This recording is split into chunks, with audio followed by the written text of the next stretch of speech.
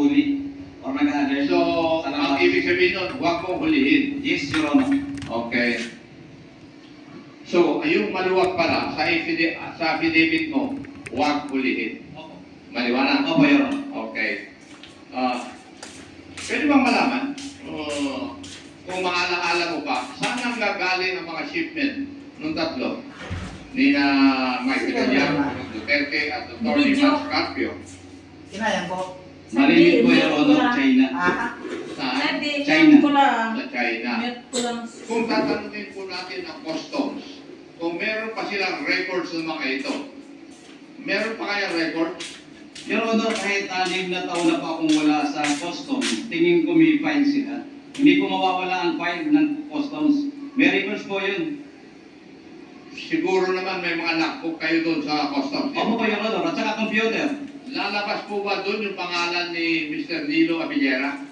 Ano, Your Honor? Dahil records doon ay pangalan lang ng company. Pangalan lang Ng company, ng consignee. ng kumpanya. Or importer. Pero yung kumpanya, malalaman natin kung sino ang may-ari. Pwede po, Your Honor. Pwede. Dahil sa accreditation, kung focus pa nyo, file sila ng iba-ibang pangalan. Nabanggit mo rin sa iyong affidavit na palagi kayong nag-uusap sa cellphone o telepono ni Mr. Abillera. Ano po ba ang ibang napag-usapan ninyo? Your Honor, ganito, sinasabi niya na yung ganito, okay na yan. Kaka pwede naman, pagbigyan mo na. Paano mo nalalaman na may kontrabando na laman yung mga shipments ng tatlong ito ni Michael Yang, Pulong Duterte at saka Max Carpio? Your Honor, there are several containers tayo nahanap during that time. Nasa custom, pero alam ko custom police ang binigyan ng order. Kami alam ko rin yung kargamento. So sabi ko sa intelligence, alam namin yan, pero ayoko na pakialaman kasi may tawag siya. Alam din ba itong impormasyon na ito ng ibang tauhan ng custom? Your Honor, ang alam ko po, may records yan, may order ang commissioner para hanapin ang mga yan na nawawala. Dahil hindi lang po yan tungkol sa droga, kundi pati po sa agricultural products. Yung mga nawawala. Doon din sa affidavit mo, para bang dahil sa report ng nagkakaroon ng importation of illegal drugs, binigyan ka ng memorandum. Opo, Your Honor. Ano laman ng memorandum na yun? To monitor the importation of illegal drugs as per order ng nakakataas, si Director Albani ay binigyan po ako ng order. Yung tungkol dun sa magnetic lifter, paano napasok si Colonel Acerto doon? Your Honor, before kami yan nakuha, kami nag-meeting ni Colonel Acerto at saka si Colonel Pardo. Dahil nga sa akin ang order na i-monitor ang drug shipments. So bilang law enforcement din sila at kaibigan, sinabi ko baka meron naman sila may tutulong tungkol sa pag-monitor ng shipment ng illegal drugs. Binanggit mo yung pangalan ng Colonel Fajardo. Sino po ba siya? Si Colonel Fajardo, Your Honor, the late Colonel Fajardo, wala na ngayon. Dati po yan kasama din ni Colonel Acerto sa IDSO, sa Pahapin. Dati rin po yan, siya ang director mismo during that time ng NCR PDEA. Ng alin? NCR PDEA. NCR PDEA. PDEA. Opo. Okay. Yung shall we say, nakalagay na trading na nag-import ng magnetic lifters. Ano nang pangalan nun? Bicaba Trading po. Yung Bicaba Trading ba yun listed doon sa inyong authorized na listahan na pwedeng No, Your Honor. may kapag din sa custom? Hindi. Hindi po. Matatalan mo pa ba kung sino ang mga opisyalis dito? Your Honor, during that time, yung consignee hindi accredited, ibig sabihin ko, walang accreditation sa BOC, hindi pwede mag-import. So probably, yung Bicaba Trading ay single proprietorship registered po yan sa DTI. Ayon sa affidavit mo, ang nagmamay-ari sa record ng Bicaba Trading ay mga damis. Sino ba talaga ang tunay na may-ari? Pagkaalam mo. Sa pagkaalam ko po, ginamit lang sila. Sinabi niya, si Punitsi nakiusap sa kanya. Sino po ang gumamit ng kanilang pangalan? Si Punit Chen. Pony. Punit Chen. Yes. O, mayroon pa pong ibang alias. Na si Punit Chen naman, sinabing si Michael Yang. Paano mo naman nakilala na si Pony Chen? Kalipin din po yan ng isang kasamahan nila na babae na Bilasto Cabral Barak, na taga-Calapan City rin, Mindoro. Yun, importer-exporter sa customs. Importer po ang lumalabas sa kanila. Sa customs. Sa customs. Kilala rin sila. Hindi po, Your Honor, kasi dyan lang sila ginamit. Kaya nga namin kinausap sila na hinahanap namin kung mayroon pang iba. So, transaction lang na ito, sila ginamit. Yes, Your Honor. Okay. At ano naman ang sinabi sa iyo para luwagan mo sila? Nung mga si Mr. Avillera, si Mr. Politan. Dahil yan po ay kanila naman, aayusin nila. So, ibig sabihin, huwag mo nang hulihin, bayaan mo na lang. Dahil yan ay kila Mans Kulong at Michael Yang. So, ibig sabihin, ginagamit nila yung pangalan ng tatlo. Opo, Your Honor. Si Michael Yang, si Pulong, at saka si Atty. Mans Carpio. Yes, Your Honor. Okay. Ang susunod kong pan is yung parte ng affidavit mo na nung ikaw ay na-contempt, nakulong ka, di ba? Opo, Your Honor. At sinabi kanina sa pagtatanong, binisita ka ni certain Mr. Paul Gutierrez. Yes, Your Honor. Tama. Bakit ka binisita ni Mr. Paul Gutierrez? Para takutin at sabihin na huwag sa banggitin yung mga pangalan na yun. Noong panahon na yun, sino si Paul Gutierrez? Your Honor, ang pagkakalam ko lang po, na ACDC man, reporter, writer, kolumnista ng tabloid.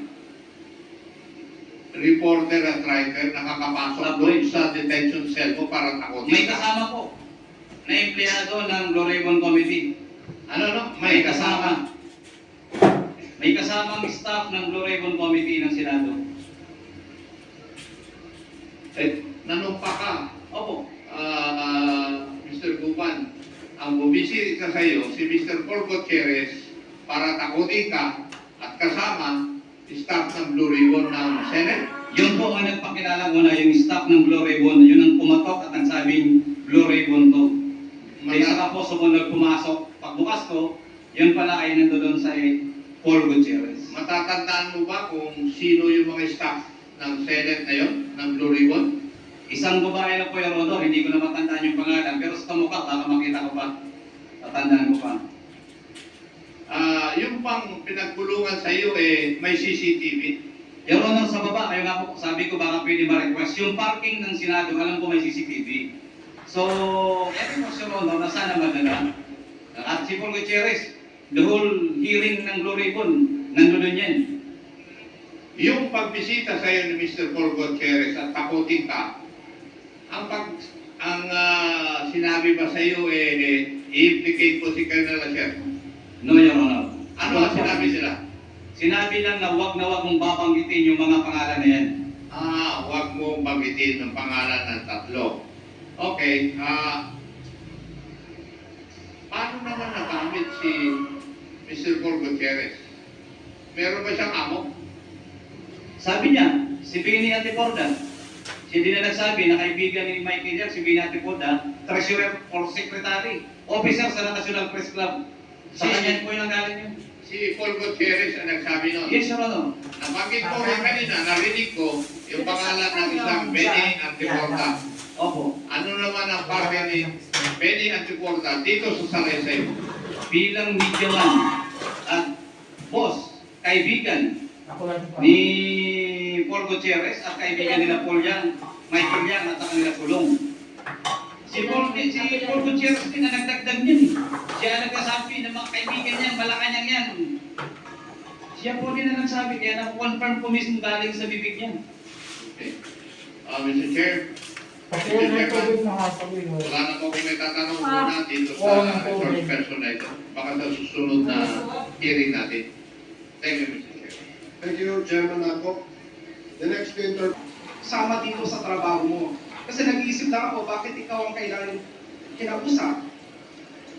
No, ikaw ang kinausap ni na Henry, ikaw ang kinausap ni na Nilo Abellera Jr. as a small.